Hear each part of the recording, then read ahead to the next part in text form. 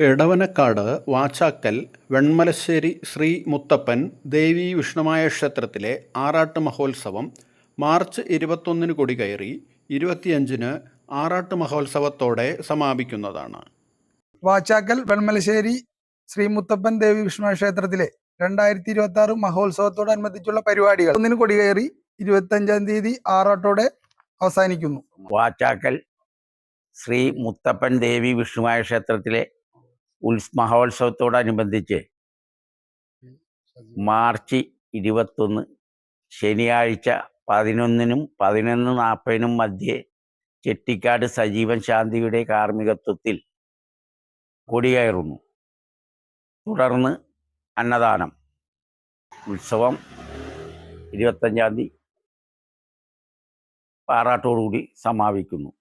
കലാപരിപാടികൾ, ഓണക്കളി, സംഗീത സദസ്സ്, അങ്ങനെ പല പല പരിപാടികളുണ്ട്. കളം, ഭസ്മക്കളം, പിന്നെ നാഗക്കളം, വിഷ്ണുവായക്കളം, മുത്തപ്പങ്കളം, ദേവിക്കളം, വീരഭദ്രസ്വാമി, കുമാരവിളക്കളം, ഇതെല്ലാം ഇതിനോടനുബന്ധിച്ച് ഉണ്ടായിരിക്കുന്നതാണ്.